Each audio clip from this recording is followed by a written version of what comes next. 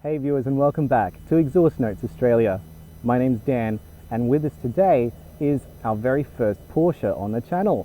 It is the Macan 4 Electric, and perhaps in a bit of a controversial move, Porsche have killed off the all-petrol version, the all-popular SUV, and it is now only electrically powered.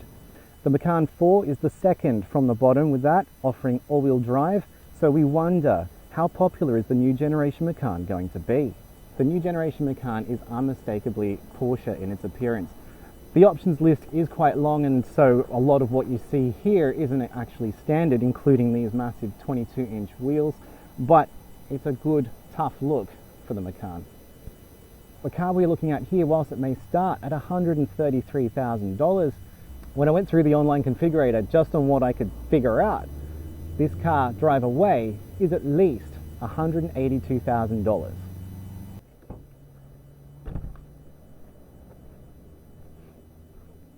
In the front we have 84 litres of space available, although this is quite an interesting shaped area. I think it's mainly designed for your cable storage, but at least it is quite useful compared to some other EVs that don't have one or have quite a small front on offer.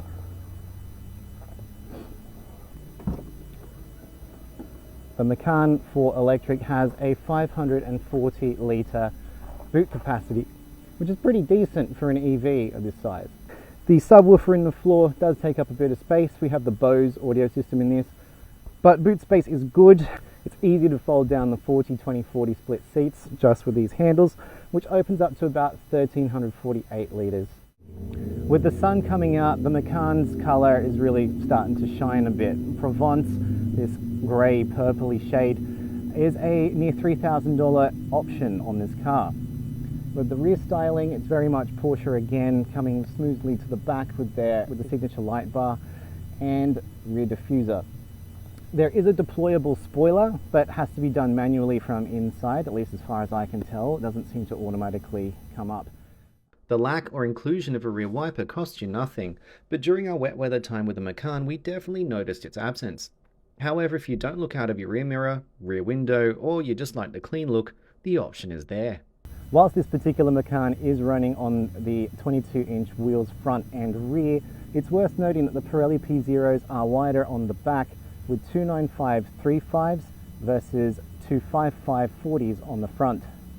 Inside the Macan 4 Electric, it's really nice, as you'd expect from the brand. The steering wheel has that sporty kind of feel, even for a family SUV. You have your drive mode selector and things like that. And you have this raised console here, a place to put your phone, wireless charging available in there, and probably one of the best wireless charging connections I've had in a car. You have a separated climate control area, though I will say that I think the way this acts as a button could have been executed a little better. We have screens. Large screen here for the driver display, central infotainment, and an optional screen for the passenger. That's a $3,000 option, so if you really like your passenger and want to give them their own little thing to play with, by all means, but do be aware of the cost there. I do like how this is appointed. We have the black and grey leather interior. I find that this floating arrangement, whilst it looks cool, getting stuff into this center area isn't the easiest to do, and there are some USB points hidden back there. They're just not really that visible or as easily accessible as you might think. Ergonomically, it's a little bit of a design over function sort of thing there. But everything feels good, everything looks good. We have this nice chronometer in the middle here, with the second hand is the one that's moving constantly, but it's just a nice Porsche touch. The chronometer not only tells the time, but can be paired with a track timer as well, with a number of Australian tracks loaded in the system. And the panoramic sunroof, whilst a $3,000 option, does help give the Macan a very airy feel. All seats, of course, are electrically adjustable. Heating and ventilation are optional extras, of course. Porsche crests in the headrests are also an option. You know, that's the beauty of buying a Porsche. You can customize it any which way. The rear of the Macan is perhaps just a little more squishy, just due to the size and profile of the car. But look at the legroom here. This seat is fully reclined, so as the driver would sit in there, that seat would push forward. And bearing that I'm 182 centimeters or 6 feet tall, I'm pretty comfortable. I have a lot of headroom, even with this optional sunroof fitted. I can still feel pretty comfortable here. I can get my feet under the seat in front, which is something that a lot of EVs don't generally do. So Porsche have really thought that out. And again, things are quality touches. And one thing I do like is that we have dual climate zone for the second row. Now Porsche do say that the Macan is more of a 4+1 rather than a 5-seater, and that's pretty obvious when you're sitting back here. It would definitely be a squish to have 3 people, but it can be done.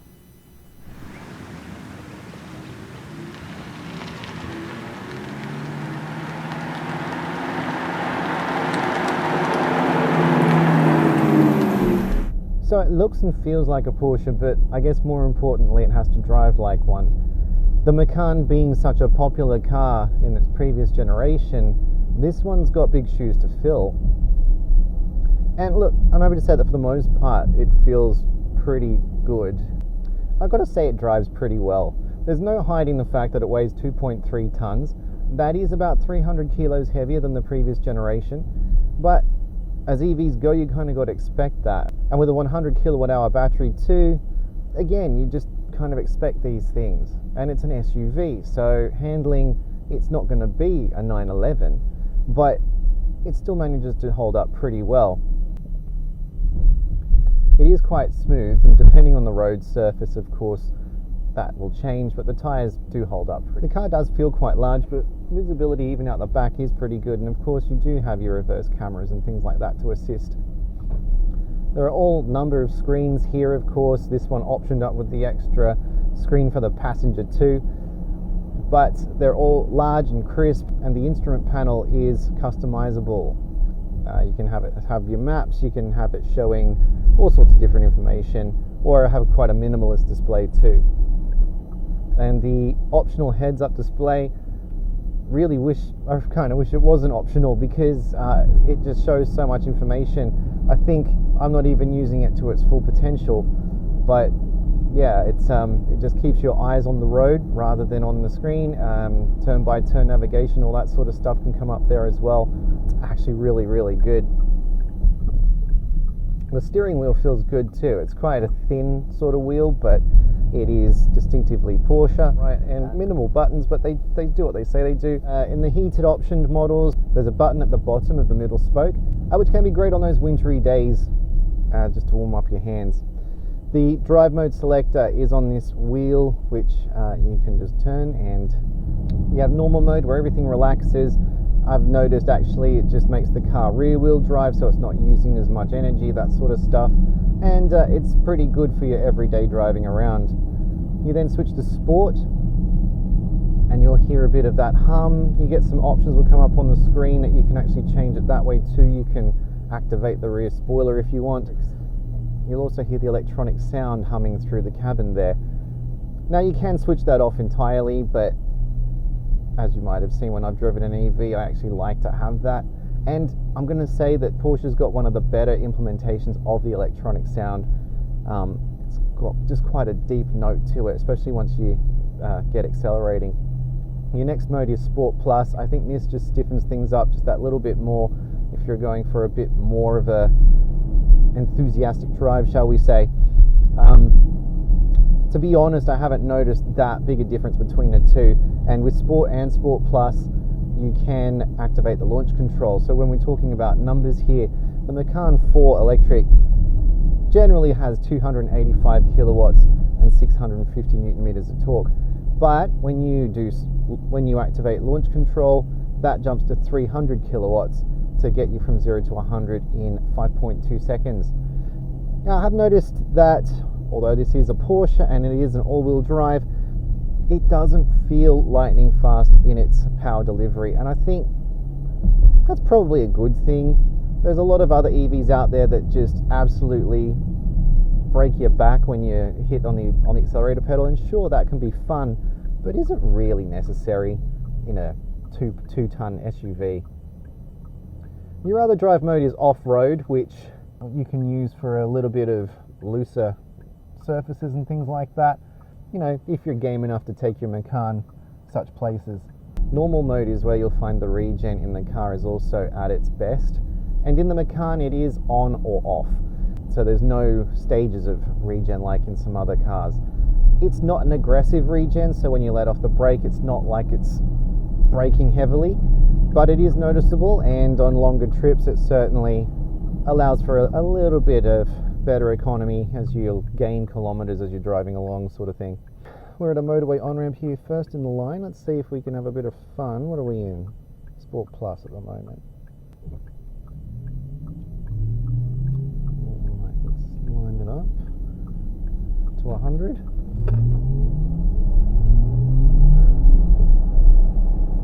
Oh wow, it even told me my G-forces then. 0.6. So there is a G meter.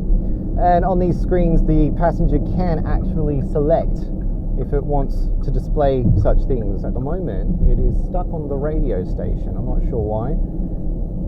And so here we are on the motorway. We've got a little bit of the motorway hum here on this particular surface. But of course, we have the blind spot monitors in the mirrors and things like that. But what I do like is that the ambient lighting in the cabin will also light up if it detects something in your blind spot. I'm not sure if you can see it in the passenger side at the moment, but that door is lighting up orange or yellow to indicate that there is something in my blind spot over there. And I think that's a really cool feature, obviously safety oriented. It probably, maybe for some it'll be too distracting, but it's done nicely. The way these lights dim in and out and stuff is really well done. So yeah, I'm all for that. Of course, there are a number of colors that you can choose from when it comes to the interior ambient lighting as well. The heads-up display is pretty good. With the lane keep assist, if you drift in your lane, it will actually come up with a red line indicating that you are moving. So it's all pretty handy, and you can even change your instrument display. Let's get it there. So there's your minimalist one. There's your maps and dials, and then you can have it so that there's this intelligent cruise control kind of thing, and it's picking up those vehicles ahead, and they're projecting up on the screen there, so you can kind of see what you're doing. This screen also shows you the car, so whether your brake lights are on. Does it show us if the spoiler's extended? No. This tells us that the spoiler's extended. Oh, and I can actually see it in the rearview mirror sticking up there.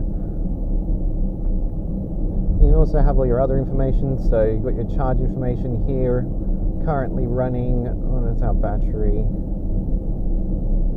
Well, you can see because we're in Sport Plus, we have power going to all four wheels. If I was to knock that back to normal, the wing has come down now. Yes, it has finally. Get rid of that. And then you can see that power now is just going to the rear wheels. Now, the claims obviously are always different. WLTP from Porsche, I believe, is about 18 or 19 kilowatt hours to the 100. And we've been doing in the 20s. I think our long road trip to the Hunter recently, we managed in about 20.6, and our average for the life of the car is 19, which isn't terrible. For its 100 kilowatt hour battery, max charging power is rated at 270 kilowatts, which can see a 10 to 80% charge done in as little as 21 minutes, or 33 minutes with a 150 charger. On 11 kilowatts, say from home, it can take around 10 hours from 0 to a full 100%. In the real world and with our road trip test, we managed just shy of 400 kilometers using 89% of the battery at a consumption of 20.5 kilowatt hours per 100 Ks. This is well within the range for the Macan 4 Electric, according to Porsche. This is one of the better wireless chargers in that your phone doesn't move around, and contact for the wireless charger is pretty good, though it will only marginally sustain the amount of power your phone holds. My phone did die in it on our long road trip when we tested that. And that just closes up nicely, so it's out of sight, out of mind. You do have your climate control cluster here, as well as your volume and power knob for your radio. It's nice to have some toggles, but all of these individual buttons here, it's one large piece of glass, which is kind of weird. So there's no tactile way. You still need to take your eyes off the road to be able to press if you want your air recirculating, that sort of thing, or if you want your seat heaters on. I would have preferred those to have been buttons, individual buttons. Each of the front seats, 3 memory settings, which is really generous, so everybody can have their own there. Buttons to open the boot and the frunk are in the driver's side door, so there's no ugly levers or anything to pull.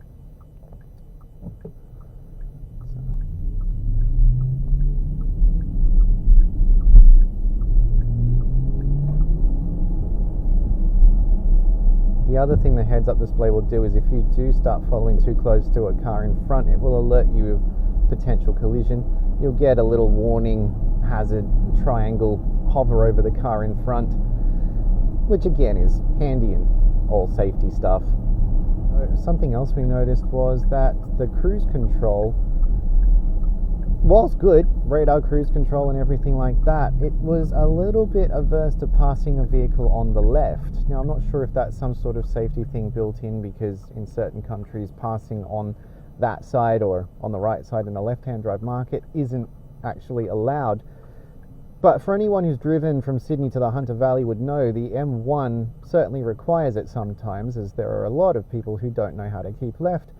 But every time we would come up on a car in the right lane, even though the lane ahead of us was clear, the car would just hold back and not pass. So I'm not sure what kind of setting or calibrations required there. It was just interesting to note, and just needed a slight nudge of the accelerator pedal to encourage it that, yeah, hey, it's okay, you can pass on the left. And when it comes to handling, this particular Macan is just on the standard steel springs. You can option up air suspension and things like that, but we found that this setup is actually pretty fine even on rougher surfaces. But for something this big, an SUV weighing 2.3 tons, it can get around corners without too much issue.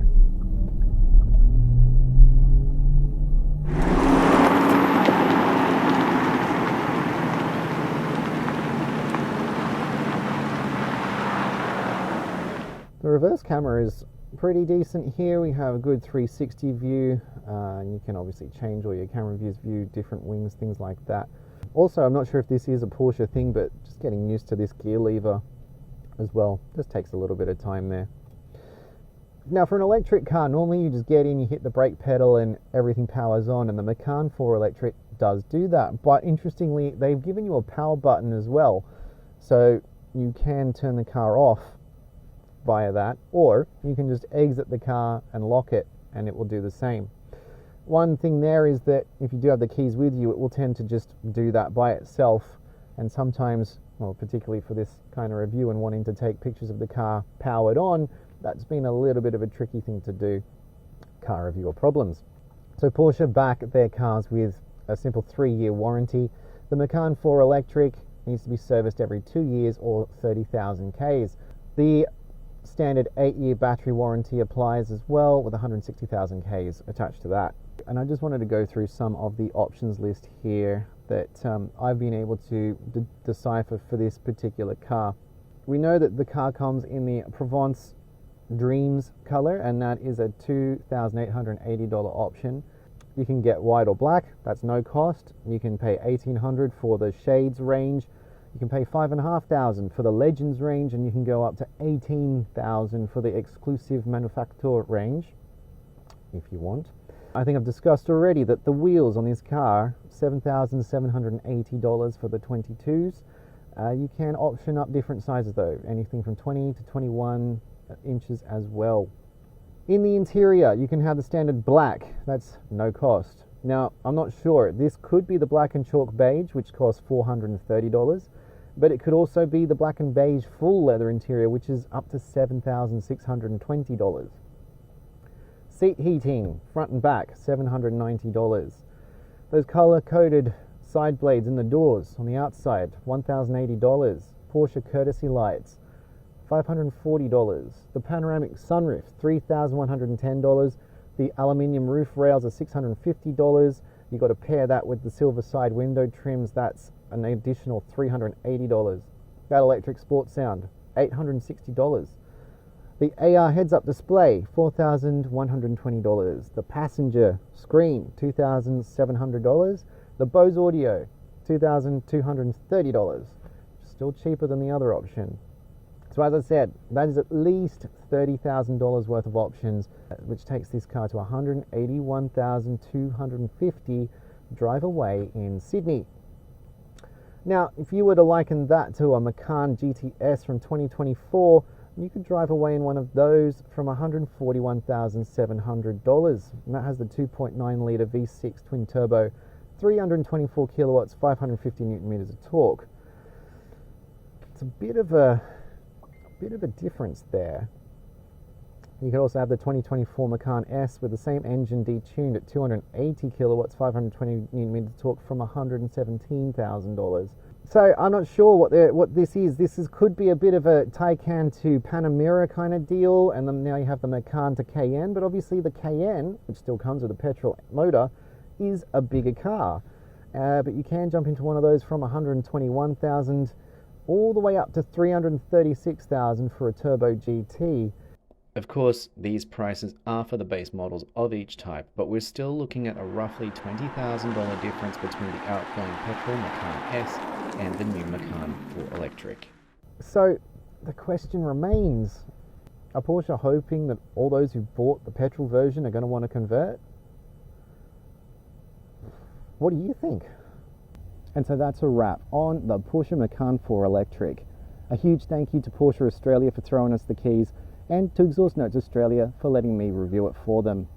Look, it's still a really good car. It is a Porsche under there after all, and they do have some experience with EVs, like with the Taycan, but we do have to wonder about the strategy of killing off the petrol Macan and going all in on electric for this generation. Are the owners of the previous Macans going to look at these, or are they going to look elsewhere? What are your thoughts on it all? Is a Macan electric on your radar, or would you look somewhere else? And if so, what would it be? Sound off in the comments below. I hope you found the review interesting and informative, and I look forward to seeing you all in the next one. Until then, stay safe.